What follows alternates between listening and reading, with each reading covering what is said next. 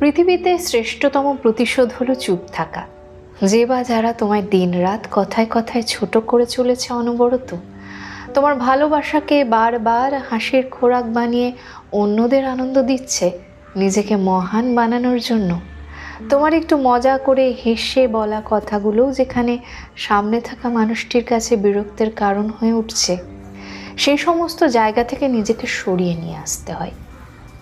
যেখানে তোমার কথার দাম থাকে না, তোমার পছন্দ অর্থাৎ তুমি যাকে মন থেকে নিজের মনে করো সেই মানুষটাও যখন তোমায় অবজ্ঞা অবহেলার সাগরে ভাসিয়ে দেয়, সেখানে না থাকাটাই ভালো। কারণ তুমি যেমন তেমনটাই তুমি ভালো, অন্য কারোর জন্য নিজেকে বদলাতে নেই।